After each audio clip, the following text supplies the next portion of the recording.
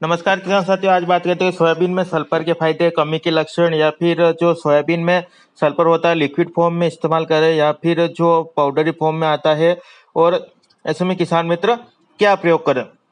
तो किसानों के मन में सवाल उठता है कि इस बार तो राकोड या एसएसपी का उपयोग भी नहीं किया है। बुआई के समय लगातार बारिश हो रही थी, या फिर कहीं कहीं ऐसा भी हुआ है किसान साथियों कि जो बुआई का समय हुआ है उस समय बेसल डोज में नहीं उपयोग कर सका। और कोई किसान मित्र ऐसा भी जो मशीन में जो अपने जो दानेदार सल्फर होता है या फिर जो दाल जैसा सल्फर होता है, तो वो बुआई के समय भी जो ओराई नहीं कर सका या फिर अन्य खाद में मिलाकर जो है फूंक न सका। तो ऐसे में किसान साथी की समस्या बढ़ती गई। अब किसान मित्र सोचता है कि सोयाबीन की फसल ऐसी है जिसमें सल्फर की अधिक आवश्यकता होती है, क्योंकि किसान मित्रों सोयाबीन एक तिलहनी और दलहनी दोनों फसल है, क्योंकि इसमें तेल की मात्रा भी होती है जो तेल खाने का होता है, या फिर जो अपने दाल होती है तो सोयाबीन की दाल भी कहीं कहीं खाने में भी उपयोग होता है। तो वैसे ही सोयाबीन से एक पाउडर भी निकलता है, वैसे ही सोयाबीन से अनेकों काम होते हैं। तो ऐसे में सोयाबीन को एक सल्फर की आवश्यकता बहुत होती है, क्योंकि सोयाबीन में जो अगर सल्फर होगा तो उसके तेल की मात्रा अगर ज्यादा होगी, अगर तेल की मात्रा ज्यादा होगी किसान साथियों, तो आपकी मंडी में भाव भी अच्छा आ जाएगा। क्योंकि आप देखते हैं कि कुछ सोयाबीन का ढेर होता है जिसमें चमक होती है या फिर शाइन होती है या फिर उसका कलर अधिक पीला होता है, तो उस हिसाब से आपने देखा होगा मंडी में भी उसका भाव थोड़ा टाइट जाता है। तो वैसे ही हमें सल्फर का उपयोग करना चाहिए, लेकिन अब सल्फर का समय तो निकल गया है, या फिर हम राकोडिया या फिर जो दानेदार सल्फर होता है उसका उपयोग तो कर नहीं सकते, क्योंकि सोयाबीन भी बड़ी हो गई, अब खाद मिलाकर भी उसे नहीं देख सकते। ऐसे में क्या करें? तो आगे आप वीडियो में अंत तक जुड़े रहिए। आप देख रहे हैं देश का नवयुवक किसान चैनल, जिसमें आपका हार्दिक स्वागत, अभिनंदन है। आप हमारे चैनल पर पहली बार जुड़े तो कृपया हमारे चैनल को सब्सक्राइब करिए, ताकि आने वाले वीडियो के नोटिफिकेशन आपको समय से उपलब्ध हो जाए। और अन्य किसान मित्रों तक वीडियो को शेयर अवश्य करिए। तो किसान मित्र, ऐसा ना हो कि आपको सल्फर की आवश्यकता आप यूरिया मिलाकर डालने की सोच रहे, तो ऐसा आप न करें, क्योंकि जो सोयाबीन में जो राइजोबियम की बैक्टीरिया की जो गांठें होती है वो खुद अब नाइट्रोजन बनाने लगी। ऐसे में आप अगर यूरिया में मिलाकर फूकेंगे तो किसान साथियों वो सोयाबीन हाइट ले लेगी, और जो आपके फूल आ रहे होंगे तो फूल पर नाइट्रोजन ज्यादा असर करे। तो ऐसे ही गलती आप ना करें, और आप यूरिया का उपयोग कर भी लेंगे तो किसान साथियों हाइट भी बढ़ जाएगी, फूल का नष्ट हो जाएगा और आपका जेब खर्च भी बढ़ जाएगा। तो ऐसी गलती आप ना करें। और आप 80% सल्फर होता है, जो सल्फर किसान साथियों फंगिसाइड का काम भी करता है। ये बात आप अवश्य ध्यान रखिए, क्योंकि फंगिसाइड का काम करता है जो फंगस है उस समस्या को भी समाप्त करता है। लेकिन आपके अगर फूल की समय आप इसका इस्तेमाल करेंगे तो आपको नुकसान होगा किसान साथियों। इसके अलावा आप 90% सल्फर ले लो, जो बड़ी फसल हो गई तो उसमें फूल आ रहे, तब भी आप जो है बारीक जो पाउडर या फिर डस्ट फॉर्म में आता है तो उस सल्फर का उपयोग न करें, क्योंकि ये भी आपको फूलों पर नुकसान देगा।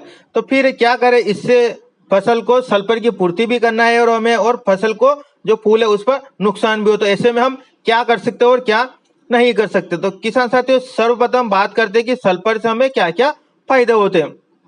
सल्फर जो पौधे और प्रोटीन और एंजाइम होते हैं उन्हें जो संश्लेषण में मदद करते हैं, जो प्रकाश संश्लेषण की क्रिया होती है किसान साथियों, जो सूर्य से प्रकाश आता है वो जो भोजन बनाने की क्रिया होती है, तो उसमें सल्फर अपना योगदान निभाता है। साथ ही जो सल्फर होता है पत्तियों को हरा भरा रखता है। कैसे?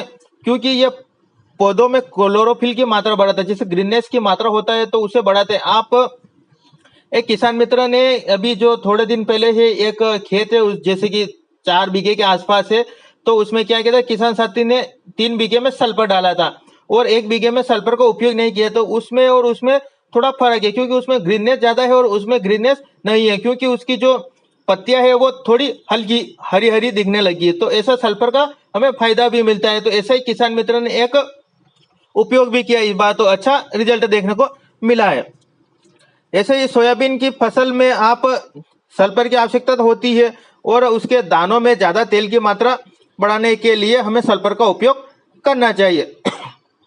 साथ ही जो पौधे फंगल रोगों से लड़ने में मदद भी मिलता है, क्योंकि सल्फर एक फंगिसाइड का काम भी करता है।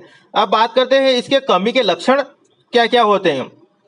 सल्फर जो पौधों की पत्तियों को पीला पड़ना या फिर सल्फर की कमी के लक्षण, कई मायनों में ऐसा देखा गया है कि नाइट्रोजन के लक्षण समान ही सल्फर के लक्षण भी देखे गए, यानी जो पत्तियां होती है वो हल्के पीले या हल्के रंग की होती है। नाइट्रोजन के विपरीत सल्फर की कमी के लक्षण सबसे पहले नई पत्तियों में दिखाई देते हैं। लेकिन नाइट्रोजन के कमी के लक्षण जो है वो अन्य पत्तियों में भी दिखाई देते हैं और सल्फर के सबसे पहले नई पत्तियों में दिखाई देते हैं। इसकी कमी से पौधे छोटे और पतले हो जाते हैं और उनकी वृद्धि भी कम हो जाती है।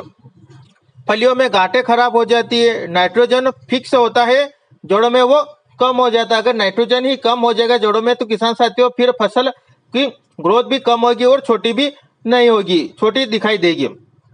फसल पूरी तरह से परिपक्व भी नहीं होगी। अगर फसल सही समय परिपक्व नहीं होगी तो हमें घाटा ही देखा जाएगा। किसान साथियों ऐसे में हम क्या करें फिर? सल्फर में हम कौन सा सल्फर का उपयोग करें फूलों के समय? किसान साथियों आप फूलों के समय लिक्विड सल्फर का उपयोग कर सकते हैं। लिक्विड सल्फर में आपको बहुत सी कंपनियों में मिल जाएगा, जो SML में, लिक्विड फ्लो या फिर माइक्रोसल्फ के नाम से भी आता है।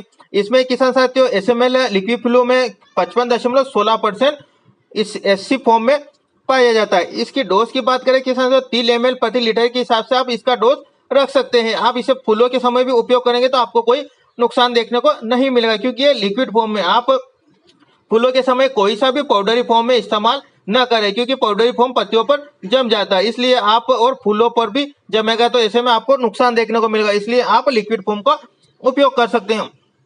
ऐसे में किसान साथियों अगर आपको फंगस से भी छुटकारा पाना है, जो लिक्विड सल्फर आता है किसान साथियों ये फंगस का काम नहीं करता, ये सल्फर की पूर्ति करा, इस बात का आप ध्यान रखिए। अगर आप फंगस और सल्फर का दोनों की पूर्ति करना चाहते हैं, अगर फंगस की समस्या भी दूर करना चाहते हैं तो आप टेबुकोनाजोल 10% और सल्फर 65% WG फॉर्म में आप ले सकते हैं। ये सिस्टमेटिक कॉन्टैक्ट किसान साथियों ये पौधे के अंदर भी काम करेगा, पौधे के बाहर फंगस है तो उसे भी ये खत्म करेगा। किसान साथियों ये फंगल रोगों को नियंत्रित करता है, जैसे पाउडरी फफूंद, फल सड़न, पत्ती धब्बा, फली झुलसा और पौधों से कवक हटाने का काम करता है। इसकी डोज की बात करें 15 लीटर के पंप में किसान तो 30 से 40 ग्राम आप इसका उपयोग करें। किसान साथियों इसे आप फूल के समय उपयोग न करें, क्योंकि फूल पर नुकसान हो सकता है, इसलिए आप फूल बनने से पहले उपयोग करें या फिर फली बनते समय आप इसका उपयोग कर लीजिए। किसान साथियों इसे आप सुमिटोमो कंपनी में या फिर ओसवाल में रोडोस्टार या फिर कात्यायनी में टेबुसल या फिर स्वाधीन या फिर आप टसल ले सकते हैं या फिर UPL में टाफुना, ऐसे बहुत से कंपनियों में आपको यह उपलब्ध हो जाएगा। किसान तो एक बात का आप ध्यान रखिए, पाउडरी फॉर्म में जो सल्फर आता है या फिर फंगीसाइड आता है तो इसे आप फूल बनते समय उपयोग न करें, इस बात का आप निश्चित ध्यान रखिए। और आप लिक्विड फॉर्म का उपयोग करें, लेकिन लिक्विड फॉर्म में आपको सल्फर ही मिलेगा। लेकिन आप फंगस की समस्या भी है और सल्फर की कमी, तो आप खर्च को न बढ़ाए, आप टेबुकोनाजोल प्लस सल्फर का उपयोग कर सकें, लेकिन पत्ती फूल से फली बने उस समय आप उपयोग करें। किसान साथियों आपको जानकारी अच्छी लगी है, मुझे लगता है आपको थोड़ी क्लियरली हो यह होगा कि लिक्विड और टेबुकोनाजोल पाउडर फॉर्म में क्या अंतर होता है। किसान साथियों आप अपने विवेक का और अपने जो, अगर आप अलग अलग कॉम्बिनेशन बनाते हैं तो आप एक बार घोल को मिलाकर चेक कर ले, वो अगर फट जाए तो आप उसका उपयोग ना करें। ऐसी जानकारी लेकर हम आपको नेक्स्ट वीडियो मिलते हैं, तब तक के लिए जय जवान जय किसान, धन्यवाद।